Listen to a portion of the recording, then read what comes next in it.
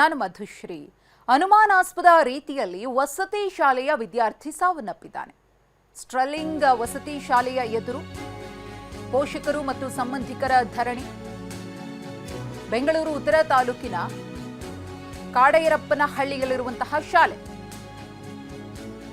ಪೊಲೀಸರ ಹೊಯ್ಸಳ ವಾಹನಕ್ಕೆ ಅಡ್ಡಲಾಗಿ ಕುಳಿತು ಪೋಷಕರು ಧರಣಿಯನ್ನ ಮಾಡಿದ್ರು. ದೈಹಿಕ ಶಿಕ್ಷಕ ನಾರಾಯಣ ಕೃತ್ಯದ ವಿರುದ್ಧ ಆಕ್ರೋಶವನ್ನ ವ್ಯಕ್ತಪಡಿಸಿದ್ದಾರೆ. ಹೊಡೆದು ನಮ್ಮ ಮಗು ತೀರ್ ಹೋಗಿದೆ ಅನ್ನೋದು ಪೋಷಕರು ಸಂಬಂಧಿಕರ ಆರೋಪ. ಪರಿಸ್ಥಿತಿಯಲ್ಲಿ ಹೇಗಿತ್ತು ಅನ್ನೋದನ್ನು ಕೂಡ ಗಮನಿಸ್ತಾ ಇದ್ದೀರಿ. ದೊಡ್ಡ ಮಟ್ಟದಲ್ಲೇ ಹೋರಾಟವನ್ನ ಮಾಡಿದ್ರು. ಪಿಟಿ ಮಾಸ್ಟರ್ಗೆ ಹಲ್ಲೆಯನ್ನ ಮಾಡಿದ್ರು. ರಾಡ್ನಿಂದ ಹೊಡೆದಿದ್ದಾರೆ ಅನ್ನೋ ಆರೋಪ ಕೇಳಿಬಂದಿತ್ತು. ಅದಕ್ಕೆ ಸಂಬಂಧಪಟ್ಟಂತೆ ಒಂದಷ್ಟು ಸತ್ಯಗಳು ವಿಚಾರಗಳು ಪೋಷಕ ವಲಯಕ್ಕೆ ಗೊತ್ತಾಗಿರುವ ಹಿನ್ನೆಲೆಯಲ್ಲೇ ಈ ಪರಿಸ್ಥಿತಿಯಲ್ಲಿ ಎದುರಾಗಿದೆ ಅನ್ನೋ ಮಾಹಿತಿ ಇದೆ.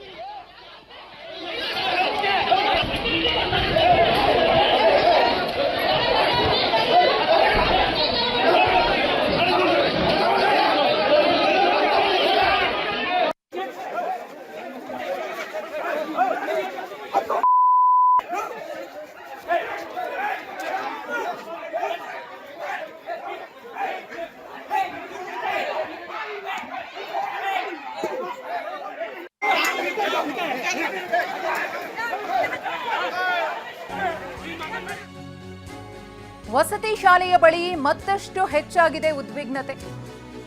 ಶಾಲೆಗೆ ಪೆಟ್ರೋಲ್ ಅನ್ನು ತೆಗೆದುಕೊಂಡು ಪೋಷಕರು ಬಂದಿದ್ರು. ದೈಹಿಕ ಶಿಕ್ಷಕನಿಗೆ ಬೆಂಕಿ ಹಚ್ಚುತ್ತೇವೆ ಅಂತ ಆಕ್ರೋಶವನ್ನು ವ್ಯಕ್ತಪಡಿಸಿದ್ದಾರೆ. ಪೆಟ್ರೋಲ್ ಕ್ಯಾನ್ ಅನ್ನು ಕಿತ್ಕೊಂಡು ಪೊಲೀಸರು ಪರಿಸ್ಥಿತಿಯನ್ನ ನಿಯಂತ್ರಣಗೊಳಿಸುವುದಕ್ಕೆ ಯತ್ನವನ್ನು ಪಟ್ಟಿದ್ದಾರೆ. ಜೀಪ್ನಲ್ಲಿ ಕುಳಿತಿರುವಂತಹ ದೈಹಿಕ ಶಿಕ್ಷಕ ಗಮನಿಸ್ತಾ ಇದ್ದೀರಿ. ಬಾಟಲ್ನಲ್ಲಿ ಪೆಟ್ರೋಲ್ ತುಂಬಿಕೊಂಡು ಬಂದಿದ್ರು. ಯಾವುದೇ ಕಾರಣಕ್ಕೂ ಕೂಡ ಇವತ್ತು ಪಿಟಿ ಟೀಚರ್ ಅನ್ನ ಬಿಡೋದಿಲ್ಲ ಅಂತ ಹೇಳಿ, ಆತನನ್ನ ಮುಗಿಸ್ತೀವಿ ಅಂತ ಹೇಳಿ ಪೋಷಕರು ಪೆಟ್ರೋಲ್ ಸಮೇತ ಶಾಲೆಗೆ ನುಗ್ಗಿದಂತಹ ದೃಶ್ಯ ಇದು. ಹೌದು, ಮಗನನ್ನ ಕಳ್ಕೊಂಡಂತಹ ನೋವಿದೆ. ಪೊಲೀಸರು ಅದ್ರ ಬಗ್ಗೆ ತನಿಖೆಯನ್ನ ಮಾಡ್ತಾರೆ. ದೂರು ಕೂಡ ಪೋಷಕರು ಕೊಟ್ಟಿರ್ತಾರೆ. ವೈದ್ಯಕೀಯ ಪರೀಕ್ಷೆಯ ವರದಿ ಬರಬೇಕಿದೆ. ಮರಣೋತ್ತರ ಪರೀಕ್ಷೆಯ ವರದಿ ಕೂಡ ಕೈ ಸೇರುತ್ತೆ. ಅದಾದ್ಮೇಲೆ ಸಾವಿಗೆ ಏನ್ ಕಾರಣ ಅನ್ನೋದು ಗೊತ್ತಾಗುತ್ತೆ. ಅದಕ್ಕೂ ಮುನ್ನವೇ ಇಷ್ಟೆಲ್ಲ ಹೈಡ್ರಾಮಾ ಶಾಲೆಯಲ್ಲಿ ನಡೆದಿದೆ.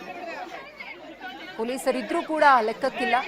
ದೈಹಿಕ ಶಿಕ್ಷಕನ ಹಲ್ಲೆಯಿಂದಾಗಿನೇ ತಮ್ಮ ಮಗ ಇವತ್ತು ತೀರ್ ಹೋಗಿದ್ದಾನೆ ಅನ್ನೋದು ಸಂಬಂಧಿಕರು ಮತ್ತು ಆತನ ತಂದೆ ತಾಯಿಯ ಆಕ್ರೋಶಕ್ಕೆ ಕಾರಣವಾಗಿದೆ, ಸಿಟ್ಟಿಗೆ ಕಾರಣ ಆಗಿದೆ. ಏನು ತಪ್ಪುಗಳಾಯಿತು ಶಾಲೆಯಲ್ಲೂ ಕೂಡ. ಒಂದು ಕಡೆ CCTV ದೃಶ್ಯಗಳ ಬಗ್ಗೆ ಯಾವುದೇ ರೀತಿಯ ಮಾಹಿತಿ ಸಿಗ್ತಾ ಇಲ್ಲ. ಆ ಬಾಲಕ ಇದ್ದಂತಹ ರೂಮ್ನ CCTVಗಳನ್ನು ಕಟ್ ಮಾಡಿದ್ದಾರೆ ಅನ್ನೋ ಮಾಹಿತಿ ಇದೆ. ಹೊರಭಾಗದಲ್ಲಾದರೂ ಅಟ್ಲೀಸ್ಟ್ CCTV ದೃಶ್ಯಗಳು ಸಿಕ್ಕಿಲ್ವಾ? ಆ ಪ್ರಶ್ನೆಯೂ ಕೂಡ ಇದೀಗ ಕಾಡ್ತಿದೆ. ಇನ್ನು ವಸತಿ ಶಾಲೆಯಲ್ಲಿ ವಿದ್ಯಾರ್ಥಿ ಸಾವು ಪ್ರಕರಣ. ಸಾವಿನ ಹಿಂದಿರುವಂತಹ ಸತ್ಯವನ್ನ ವಸತಿ ಶಾಲೆಯ ವಿದ್ಯಾರ್ಥಿಯೋರ್ವ ಬಿಚ್ಚಿಟ್ಟಿದ್ದಾನೆ. ಬೆಳಿಗ್ಗೆ ಎಂದಿನಂತೆ 5 ಗಂಟೆಗೆ ಗುರುಕಿರಣ್ ಎದ್ದಿದ್ದ. ಮೈದಾನಕ್ಕೆ ಬರೋಕ್ಕೂ ಮುನ್ನ ಆತ ಶೌಚಾಲಯಕ್ಕೆ ಹೋಗಿದ್ದ. ಶೌಚಾಲಯಕ್ಕೆ ಹೋಗಿದ್ದಕ್ಕೆ ದೈಹಿಕ ಶಿಕ್ಷಕರು ಹೊಡೆದ್ರು. ಪಿಟಿ ಮಾಸ್ಟರ್ ನಾರಾಯಣ್ ಮೇಲೆ ಮಾಡಿರುವಂತಹ ಆರೋಪ. ಗುರುಕಿರಣ್ ತಲೆಯನ್ನ ಬಗ್ಗಿಸಿ ಆತನ ಕುತ್ತಿಗೆಯ ಮೇಲೆ ಹೊಡೆದ್ರು ಅಂತ ಹೇಳಿ ಆ ವಿದ್ಯಾರ್ಥಿ ಮಾಹಿತಿಯನ್ನ ಹಂಚಿಕೊಂಡಿದ್ದಾನೆ. ಎಲ್ಲಾರ್ಗು ಹೊಡಿತಾ ಇರ್ತಾರೆ. ಚಿಕ್ಕ ತಪ್ಪು ಮಾಡಿದ್ರೆ ಹೊಡಿತಾರೆ. ಬೆಳಗ್ಗೆ ಜೀವನ್ ಸರು ಬಂದ್ರು, ಎಲ್ಲಾರನ್ನೇ ಬಿಡಿಸಿದ್ರು. ಆ ಗುರುಕಿರಣ್ ವಾಶ್ರೂಮ್ ಹೋದಾಗ ಹೊಸ ಪಿಟಿ ಸರ್ ಕತ್ ಮೇಲೆ ಹೊಡೆದ್ರು. ಆಮೇಲೆ ಇಲ್ಲಿ ಬಂದು ಎರಡು ರೌಂಡ್ ಹೊಡ್ಸಿದ್ರು. ಆಮೇಲೆ ಇಲ್ಲಿ ರನ್ನಿಂಗ್ ರೇಸ್ ಹೊಡ್ಸಿದ್ರು. ಅವಾಗ ಅವನು ಕೆಳಗಡೆ ಬಿದ್ದೋದ. 2ನೇ ರೌಂಡ್ ಹೊಡೋದು ಯಾವಾಗ ಹೊಡಿತಾ ಇರ್ತಾರೆ. ರಾಡಲ್ಲಿ ಕೋಲಲ್ಲಿ 2ರಲ್ಲಿ ಹೊಡಿತಾರೆ. ಸುಮ್ನೆ ಚಿಕ್ಕ ತಪ್ಪು ಪೆನ್ ಕೇಳಿದ್ರೆ ಹೊಡಿತಾರೆ, ಬುಕ್ ಕೇಳಿದ್ರೆ ಹೊಡಿತಾರೆ. ಬೆಳಗ್ಗೆ ಹೊಸ ಪಿಡಿಸೋರು ವಾಶ್ರೂಮ್ ಹೋದ. ಎಲ್ಲಾರು ಕೆಳಗಡೆ ಹೋಗಿದ್ರು. ಅವಾಗ ಇವನು ವಾಶ್ರೂಮ್ ಹೋಗ್ತಾ ಇದ್ದ. ಅವಾಗ ಹೊಸ ಪಿಡಿಸರ್ ಬಂದು ಕತ್ ಮೇಲೆ ತಲೆ ಬಗ್ಸಿ ಹೊಡಿದ್ರು. ಅವ್ನ್ ಬರ್ತಾನೆ ಬೇಗನೆ, ದಿನ ಬರ್ತಾರೆ. ಇವತ್ತು ಒಂದ್ ದಿವಸ ಅಷ್ಟೇ ಬಂದಿಲ್ಲ ಅವನು. ಎಲ್ಲಾ ಮಕ್ಳುಗೂನು ಪೇರೆಂಟ್ಸ್ ಕಂಪ್ಲೇಂಟ್ ಮಾಡಿದ್ರು ಹೊಡಿತಾ ಇರ್ತಾರೆ.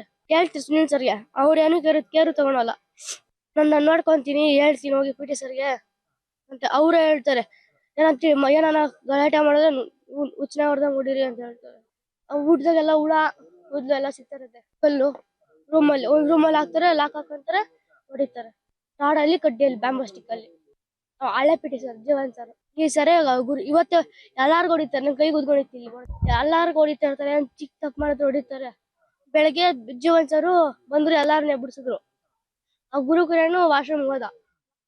ಈ ಕುರಿತು ಮತ್ತಷ್ಟು ಮಾಹಿತಿಯನ್ನ ಕೊಡ್ತಾರೆ ನಮ್ಮ ಪ್ರತಿನಿಧಿ ನವೀನ್. ಗಮನಿಸ್ತಾ ಇದ್ದೀವಿ ಪರಿಸ್ಥಿತಿ ಎಷ್ಟು ಉದ್ವಿಗ್ನಗೊಂಡಿದೆ ಅಂತ ಹೇಳಿ.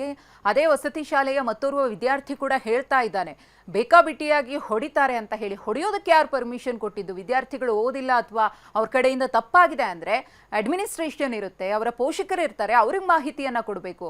ಹೊಡೆಯೋ ರೈಟ್ಸ್ ಕೊಟ್ಟು ಸಾಯೋ ಹಂತಕ್ಕೆ ತಂದ್ಬಿಟ್ರಲ್ಲ, ಹೇಗೆ ಅಂತ ಇದು? ಖಂಡಿತ ಮಧುಸೂದನ್, ವಸತಿ ಶಾಲೆಯಲ್ಲಿ ಮಕ್ಕಳಿಗೆ ಶಿಸ್ತನ್ನ ಕಲಿಸಬೇಕು ಅಂತ ಹೇಳಿ ಅನ್ನೋದು ನಿಜ. ಆದ್ರೆ ಅದೇ ಶಿಸ್ತು ಒಂದು ಅತಿರೇಕಕ್ಕೆ ಹೋದಾಗ ಏನಾಗತ್ತೆ ಅನ್ನೋದು ಸ್ಪಷ್ಟ ಅಂತ ಹೇಳಿ ಹೇಳ್ಬೋದು. ಜೊತೆಗೆ ಈಗಾಗಲೇ ಮಗುವಿನ ಜೀವಾಟ ಹೋಗಿರ್ತಕ್ಕಂಥದ್ದು ಸಾಕಷ್ಟು ಆಕ್ರೋಶಕ್ಕೆ ಕಾರಣ ಆಗ್ತಾ ಇದೆ. ಜೊತೆಗೆ ಏನೋ ದೈಹಿಕ ಶಿಕ್ಷಕರ ಮೇಲೂ ಸಹ ಈಗಾಗಲೇ ಪೋಷಕರು ಮುಗಿದಿದ್ದಾರೆ. ಅದನ್ನು ಸಾಯಿಸೋರ್ಗು ಸಹ ನಾವು ಇಲ್ಲಿಂದ ಹೋಗೋದಿಲ್ಲ ಅಂತಕ್ಕಂಥ ನಿಟ್ಟಿನಲ್ಲಿ ಪಟ್ಟು ಹಿಡಿದಿರ್ತಕ್ಕಂಥದ್ದು. ಈಗಾಗಲೇ ಈತನ 2-3 ಬಾರಿ ಪೊಲೀಸ್ ಠಾಣೆಗೆ ಕರೆದುಕೊಂಡು ಹೋಗೋದಕ್ಕೆ ಪೊಲೀಸರು ಹರಸಾಹಸವನ್ನೇ ಪಟ್ಟರು. ಆದ್ರೆ ಆ ಪೋಷಕರು ಪಟ್ಟು ಹಿಡಿದ್ರೆ ಅದನ್ನ ಬಿಡೋದಿಲ್ಲ, ಅದನ್ನು ನಮ್ಮ ಕೈ ಕೊಡಲೇಬೇಕು ಅಂತ ನಿಟ್ಟಿನಲ್ಲಿ ಪಟ್ಟು ಹಿಡಿದ್ದಾರೆ. ಪ್ರಮುಖವಾಗಿ ಏನು ಬೆಳಗ್ಗೆ ಏನೊಂದು ಈ ವಿದ್ಯಾರ್ಥಿ ಏನೊಂದು ನಿದ್ದೆನ ಎದ್ದ ನಂತರ ಶಾಲೆಯಲ್ಲಿ ಏನು ಬೆಳಗ್ಗೆ ವ್ಯಾಯಾಮಕ್ಕೆ ಮತ್ತೆ ಕರೆದವಾಗಿ ಬಂದಿದ್ದ ಒಂದು 5-10 ನಿಮಿಷಗಳ ಕಾಲ ಶೌಚಾಲಯಕ್ಕೆ ಹೋಗಿ ವಿಳಂಬವಾಗಿ ಬಂದ ಅಂತಕ್ಕಂಥ ನಿಟ್ಟಿನಲ್ಲಿ ಏನು ದೈಹಿಕ ಶಿಕ್ಷಕ ಒಂದು ಹಲ್ಲೆಯನ್ನ ಮಾಡಿದ್ದಾರೆ. ಈ ವೇಳೆ ಆತ ಹಲ್ಲೆಯನ್ನ ಸಹ ವಿದ್ಯಾರ್ಥಿ. ಧನ್ಯವಾದ ನವೀನ್ ತಮ್ಮ ಮಾಹಿತಿಗಾಗಿ.